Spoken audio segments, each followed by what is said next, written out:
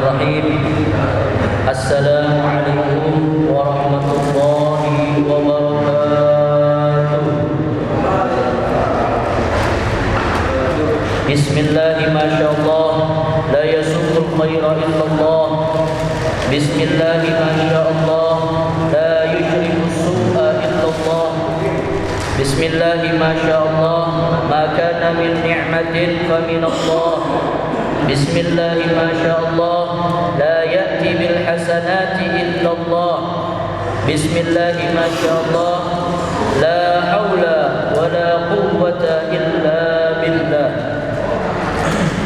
Alhamdulillah, alhamdulillahilladzi ja'ala dzikrahu tuma'ninatan lil qulub wa jala'an laha 'an rainidh dhunub wa danasil 'uyub wa mutradatan laha lil waswasil khannasil kadhub wa sababan musilan ila kashfil qulub wa mutala'atil ghuyub. Allahumma shalli wa sallim ala sayyidina Muhammadin ad-da'i ila fi'lil mahbub wa amrin matlub wa ala alihi wa sahbihi wa man ilaihi mansub. Rabbi ishrah li sadri wa yassir li amri wa hlul 'uqdatam min lisani yafqahu qawli, amma ba'd. Subhanaka la ilma lana illa ma 'allamtana innaka antal alimul hakim. Qala Allah ta'ala fi kitabil karim, a'udzu billahi minasy syaithanir rajim. Bismillahirrahmanirrahim. Yarfa'illahu alladhina amanu minkum walladhina utul ilma darajat. Al-ayah. Wa qala sayyiduna Muhammadun sallallahu alaihi wasallam, man kharaja fi talabil ilmi fahuwa fi sabilillahi hatta yarji'a. Al-hadis. Alhamdulillah, segala puja dan puji yang patut kita syukuri kehadirat Ilahi Rabbi yang mana telah memberikan jutaan bermacam-macam nikmatnya sehingga kita semua napas yang telah diberikan sampai saat ini bisa berkumpul dalam acara yang mulia, yaitu pengajian rutin setiap malam Senin. Mudah-mudahan kumpulnya kita, bertatap wajahnya kita punya mata, duduk bersilanya kita ini tak lain tak bukan hanya mendapatkan rahmat dan ampunan dosa dari Allah Subhanahu wa taala. Amin ya Allah ya rabbal alamin. Salawat serta salam mari kita curah limpahkan kehadiran Nabi yang mulia, Nabi yang agung, Nabi yang memberikan penerangan dari setiap pemahaman yang sesat, Nabi yang mana ditunggu-tunggu syafaatnya di yaumil qiyamah, Nabi yang mana selalu mencintai umatnya, Nabi yang mana sebelum ajal datang umatnya yang disebut namanya. Mudah-mudahan kita diaku sebagai umat dan mendapatkan syafaatnya, yakni Sayyiduna wa Maulana Muhammad sallallahu alaihi wasallam, serta para keluarga dan sahabatnya, para tabi' dan tabi'innya, begitu juga para pengikutnya, serta ahli baitnya. Kita selaku umatnya menantikan, mengharapkan syafaatnya nanti di yaumil qiyamah. Amin ya rabbal alamin. Baik hadirin rahimakumullah, al-mukarram al-muhtaram yang saya hormati dan Allah muliakan, para asatid, para masyayikh, para tokoh masyarakat yang tidak saya bisa sebutkan namanya satu persatu, namun tidak mengurangi rasa hormat dan ta'zim saya. Begitu juga salam hormat dan ta'zim serta yang Allah muliakan pada DKM Masjid Nurul Iman beserta para jajarannya yang mudah-mudahan selalu diberikan sehat panjang umur, istiqomahkan dalam setiap ibadahnya dan disoleh-solehakan ke anak keturunannya dan dimanfaatkan semua ilmu yang dia punya, dan Allah jadikan amal ibadahnya bisa diikuti oleh orang-orang terdekatnya. Amin ya Allah ya rabbal alamin. Baik para bapak-bapak yang saya hormati dan Allah muliakan, mudah-mudahan kumpulan kita ini selalu dan selalu dalam keadaan ridhonya Allah serta nazrah dari baginda Nabi Muhammad sallallahu alaihi wasallam. Namun sebelum kita mulai pelajaran yang sudah kita batasi setiap bulannya, mari sama-sama kita bacakan suratul Fatihah. Wabil khusus pada musannif ini kita kitab, yakni kitab Tijal Daruri, karangan daripada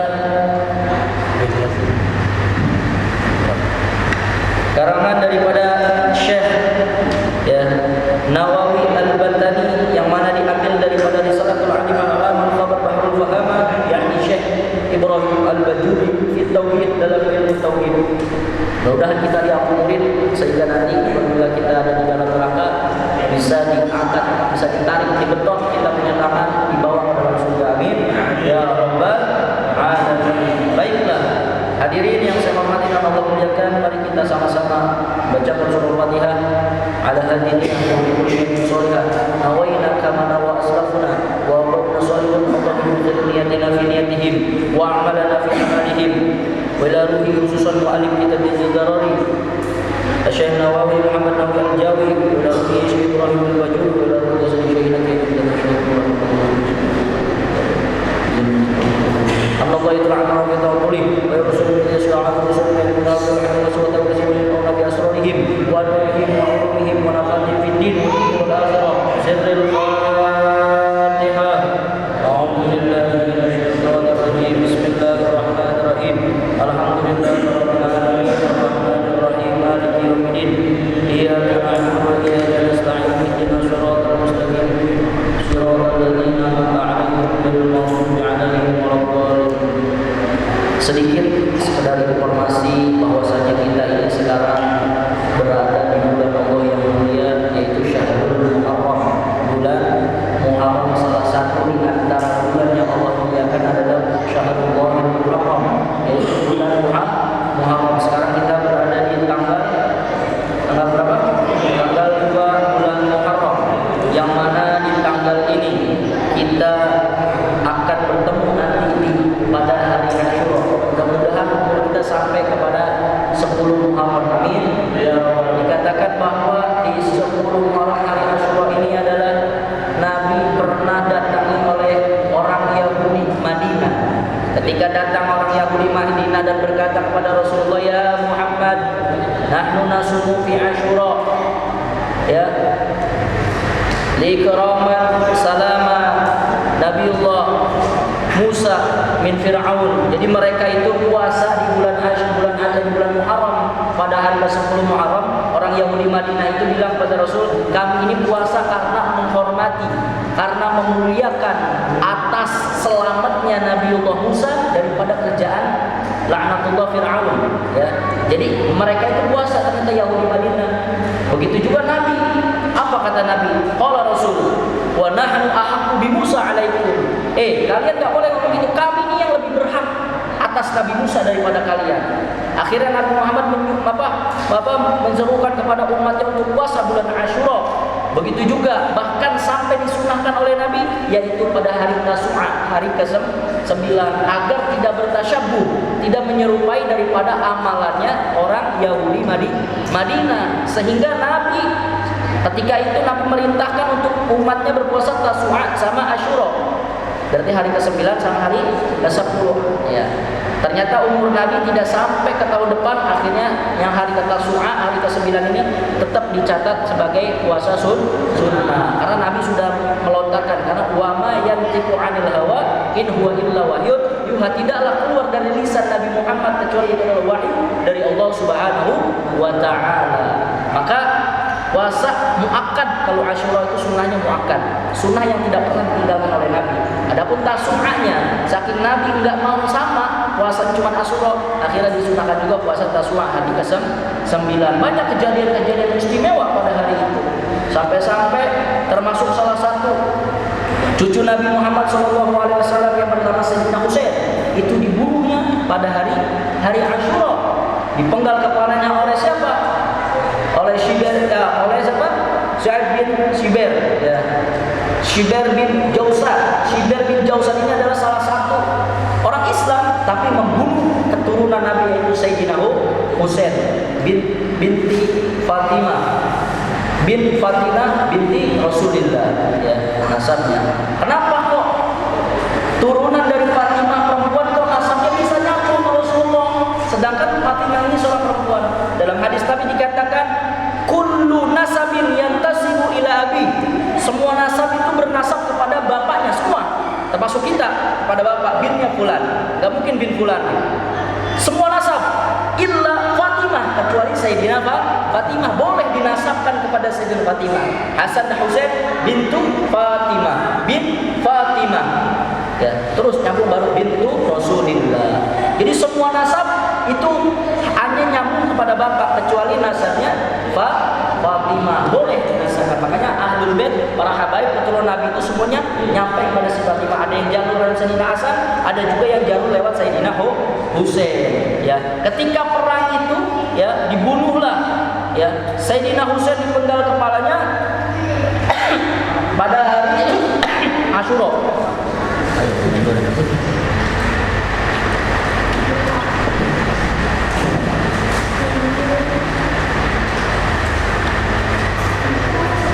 Pada hari Asyura, malaikat Jibril pernah turun. Ya, malaikat Jibril turun membawa kain kafan 5. Kain kafan 5 ini, yang satu kain kafan diberikan untuk Rasulullah, satu lagi diberikan untuk Khadijah, satu lagi diberikan untuk Fatimah, satu lagi diberikan untuk Sayyidina Ali, dan yang terakhir diberikan kepada Sayyidina Hasan. Lalu Sayyidina Husain bertanya kepada uminya Siti Fatimah, "Wahai umi, kenapa Husain tidak dapat kain kafan dari malaikat Jibril?" Lalu Fatimah bertanya kepada bapaknya, yaitu Sayyidina Muhammad, Sayyidina Rasulullah SAW, "Ya Rasulullah, kami ini semua dapat kain kafan dari malaikat Jibril, tapi kenapa Sayyidina Husain tidak mendapatkan kain kafan tersebut?" Lalu berkatalah Rasulullah SAW, "Husain tidak dapat kain kafan karena Husain matinya dalam keadaan syahid, darahnya yang akan menjadi saksi langsung dikubur, sehingga termasuk orang yang mati syahid." Ya, orang yang mati syahid. Makanya Nabi itu saking cinta sama kedua cucunya, setiap ketemu Sayyidina Hasan, Nabi selalu cium lewat bibir. Hasan, cucu Nabi, diciumnya lewat bibir. Lalu Sayyidina Husain, Nabi cium itu lewat leher. Setiap ketemu Sayyidina Husain, Nabi cium Sayyidina Husain itu di leher. Nah, di sini ada hikmah. Ternyata Nabi cium Hasan lewat bibir karena Sayyidina Hasan itu matinya diracun. Bahkan diracunnya sama istrinya sendiri yang gila jabatan oleh penguasa pada saat itu. Ya, Sayyidina Husain diracun, makanya meninggalnya diracun. Sayyidina Hasan, Sayyidina Husain mati dipenggal kepalanya karena Nabi cium lewat leher. Nabi sudah tahu bahwa Sayyidina Husain itu matinya lewat kepalanya dipenggal. Pada saat itu perang Karbala. Kalau orang-orang sekarang ini kebanyakan yang perang Karbala itu hanya orang-orang Syiah. Orang-orang Syiah sesat dan menyesatkan. Harus bisa mengatakan sesat menyesatkan karena keluar daripada ajaran baginda Nabi Muhammad sallallahu alaihi wasallam. Pada hari Asyura juga kejadian yang istimewa yang sama. Taubatnya Nabi Adam diterima sama Allah, yaitu pada hari Asyura setelah melakukan dosa. Begitu juga Nabi Nuh, perahunya selama 6 bulan berada di atas air, Allah selamatkan, Allah surutkan hingga sampai daratan. Itu diselamatkannya pada hari Asyura. Begitu juga Nabi Allah Idris, Allah angkat ke langit pada hari Asyura. Nabi Yusuf alaihissalam dipenjara oleh siapa? Zulaikha yang terdiri daripadanya. Allah keluarkan dari penjara tersebut pada hari Asyura. Nabi Yakub dikatakan dalam sejarah Nabi yang sampai menangis matanya itu sampai buta. Yakub menangis sampai buta saking cinta sama Allah. Ya, saking ingin melihat Allah. Nabi Yakub, dan ditinggalkan oleh anaknya yaitu Nabi Yusuf, dan Allah sembuhkan matanya yang buta yaitu pada hari Asyura. Begitu juga Nabi Yunus bin Matta yang dimakan oleh ikan paus selama 40 hari. Allah selamatkan dari mulut ikan paus itu pada hari Asyura, hari 10 bulan Muharram. Nabiullah Ayub, Allah kasih penyakit yang bernama lepra. Kalau sekarang kudis ya, sampai banyak belatungnya. Nabiullah Ayub Allah kasih penyakit, setiap mau sholat belatungnya masukin ke dalam piring, ke dalam mangkok. Karena Nabiullah Ayub berkata, "Ya Rabb, wahai Tuhanku, bolehlah jasadku ini dimakan oleh para belatung-belatung, tapi aku minta sisakan 2, lisanku dan hatiku. Lisanku agar selalu aku berzikir kepadamu, dan hatiku juga agar selalu aku ingat dan selalu mengenangmu." Nah, itu yang diminta Nabi Allah, dan Allah sembuhkan dari penyakit tersebut pada hari Asyura. Dan juga kerajaan Nabi Sulaiman, Allah angkat Nabi Sulaiman menjadi raja, raja dari setiap semua makhluk, manusia, jin, hewan dan lain sebagainya. Diangkat kerajaan Nabi Sulaiman pada hari Asyura. Begitu juga Nabi Musa alaihissalam selamat dari kejaran Firaun pada hari Asyura. Nabi Ibrahim Allah selamatkan dari kejaran Namrud, dibakar oleh Namrud, Allah selamatkan dari jebakan tersebut pada hari Asyura. Hujan yang kita ketahui, yang kita nikmati selama ini, hujan datang dari langit, nikmat dari Allah. Pertama kali Allah turunkan hujan ke muka bumi pada hari Asyura. Arsy Allah ciptakan juga sama pada hari Asyura. Lauhul Mahfuz Allah ciptakan pada hari Asyura. Begitu juga pada banyak terjadi, termasuk tadi Sayyidina Husain yang dipenggal kepalanya itu pada hari Asyura, dan banyak amalan sunnah di bulan itu ya. Kalau para bapak-bapak itu kalau pas hari Asyura yang disunahkan itu adalah memberikan nafkah kepada istri, yang biasanya sehari 100.000, sehari 200.000, pas hari Asyura 1 juta, 1,5 juta, pokoknya sebanyak-banyak mungkin kasih ke kita punya keluarga harus. Itu disunahkan. Mengusap kepala anak yatim, tapi bukan mengusap doang. Kalau mengusap doang mah enak ya.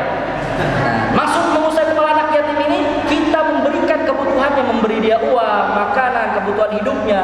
Karena setiap rambut yang kita usap di kepalanya, dia beristighfar dan minta doa untuk kita agar diampuni kita punya dosa dan dikabulkan kita punya hajat ya. Dan juga disunahkan juga mandi pada hari Asyura.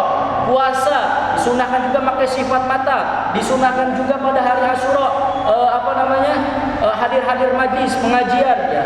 Itu disunahkan. Jadi banyak kesunahan pada bulan Muharram. Hari Asyura itu 10. Jadi 10 Muharram. Ya, mudah-mudahan 10 Muharram kita bisa melakukan perbuatan-perbuatan sunnah yang biasa dilaksanakan oleh Rasulullah. Begitu juga kita bisa mengajarkan kepada anak-anak kita tentang hari-hari besar. Karena hari Asyura itu termasuk hari yang besar selain Ramadan, karena salah satunya itu adalah bulan Muharram. Ya. Kita lanjutkan pelajaran kita yaitu tauhid. Bismillahirrahmanirrahim. Kemarin kita bahas makna wahdaniyah. Jadi Allah itu mempunyai sifat wahdaniyah. Allah dengan sendirinya. Allah itu esa. Wadidduha. Didduha itu lawan daripada sifat wahdaniyah adalah at-ta'addud, berbilang, banyak. Berbilang. Ya Allah itu pasti mustahil. Didduha lawan daripada itu wadalil ala dzalika annahu law kana muta'addidan. Dan dalil daripada bahwasanya Allah itu berbilang, mustahil berbilang banyak. Annahu law kana muta'addidan, bahwasanya kalau Allah itu banyak, lam yujad syai'un min hadzal makhluk. Tidak akan ada sesuatu daripada ini makhluk. Jadi yang bisa berbilang banyak itu makhluk. Manusia bisa banyak, hewan bisa banyak, tumbuhan bisa banyak, jin bisa banyak, ikan semua yang di laut, makhluk Allah yang di langit bisa banyak. Nah, kecuali Allah satu. Jadi kalau mustahil, sangat mustahil. Ya, yang menciptakan semua alam ini lebih dari satu mustahil. Mustahil. Gak bedanya kita mempunyai anak banyak dengan satu orang. Ya, mustahil kalau kita banyak orang ya. Mungkin hanya orang-orang yang melanggar syariat Allah ya. Bapaknya 2, nggak tahu yang mana, anaknya 1 atau anaknya banyak, yaitu orang-orang yang melanggar syariat Allah. Wa yajibu fi haqqi ta'ala al-qudrah wa hiya sifatun qadimah, dan wajib juga bagi Allah sifat kudrah. Kudrah itu apa? Allah kuasa. Allah itu mempunyai sifat kudrah, kuasa. Wahia sifatun qadimah, dan ini sifat yang sudah dahulu qaimatun bidzatihi ta'ala, yang sudah tegak dengan zatnya Allah Subhanahu wa taala ya. Yujadu biha wa ya'dumu didduha al-ajju, dan itu sudah ada dan mustahil ya. Lawanannya itu adalah mustahil. Al-ajju itu sifat apes, hal yang tidak mungkin. Apes itu apa ya? Kalau Allah itu bisa, berarti lawan katanya tidak bisa, itu apes. Jadi qadar itu mentakdirkan sesuatu. Takdir yang kita tahu itu adalah sudah takdir. Kalau sesuatu yang sudah terjadi bersama diri kita, baru kita katakan takdir. Tapi kalau sesuatu yang belum terjadi sama kita, bisakah kita katakan takdir? Tidak bisa. Kenapa tidak bisa? Karena kita punya senjata yang luar biasa, yaitu doa. Ad-du'a silahul mukmin. Doa itu adalah senjatanya orang yang beriman. Jadi kita kalau misalkan kita sudah punya mindset, semua itu udah ada takdir Allah, buat apa berdoa. Gunanya doa itu untuk apa? Kita minta Allahumma tawwil umurana fi ta'atillah, ya Allah, panjangkan kita punya umur dalam ketaatan kepada-Mu. Buat apa kita minta doa itu? Sedangkan umur kita kan sudah dibatas sama Allah, sudah ada takdirnya, sudah tertulis di dalam umur kita sekian. Ngapain kita minta doa panjang umur? Nah gitu. Tapi menurut sebagian ulama, sebenarnya umur kita segitu sama. Dan dalam doa kita minta umur itu diambil dari alam barzakh. Contoh, kita punya umur misalkan 50 tahun. Sudah tercatat di Lauhul Mahfuz ketika dalam kandungan ibu kita umur 4 bulan. Nah, ketika itu sudah dicatat di Lauhul Mahfuz, sudah lahir, sudah besar, sudah balik, kita berdoa minta panjang umur sama Allah, sedangkan tercatat umur kita tadi berapa? 50 tahun. Di alam barzakhnya misalkan 100 tahun masih ada sampai kiamat dibangkitkan, itu 100 tahun di alam barzakh, dalam alam kubur.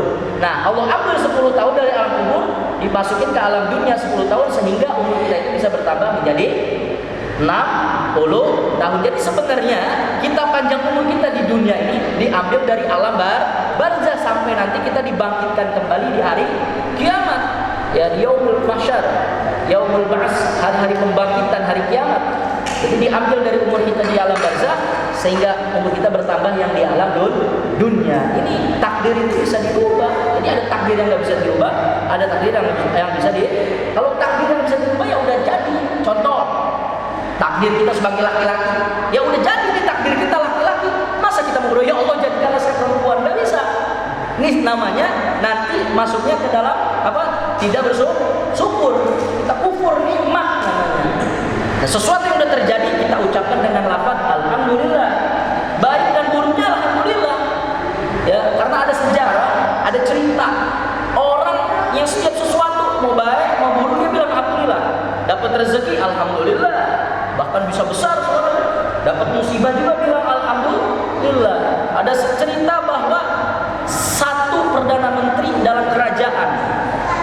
Orang menteri ini soleh, alim, ulama. Suatu ketika raja mengajak dia, menteri yang pertama diajak itu untuk berburu. Wahai menteri, kemarin deh, ayo kita berburu ke hutan bareng-bareng. Alhamdulillah, diajak sama raja dia senang. Alhamdulillah, karena yang lain gak diajak. Ketika gitu, siap-siapkan alat-alat burunya, talinya, pisaunya, belatunya, panahnya semua siapkan. Siap, raja, siapin semua. Udah siap, ayo kita berangkat. Berangkatlah raja ini sama menteri tadi. Berangkat cucu-cucu sampai ke hutan berburu. Sampai di hutan kan habis hujan. Si raja ini ketika lagi jalan kepleset, rumah kakinya tergelincir. Menteri tadi bilang apa? Alhamdulillah. Marah raja, digelopok, gemet. Kurang ajar ente katanya. Raja kepleset tergelincir. Kamu bilang alhamdulillah. Akhirnya apa? Akhirnya raja, si menteri tadi diem. Ya alhamdulillah, raja kan ini tergelincir kaki. Coba kalau tergelincir kepalanya gimana nanti? Nah, akhirnya raja itu oh iya paham lagi. Terus lama kemudian lanjut lagi. Udah, ayo kita lanjutkan perburuan kita. Ketika mau berburu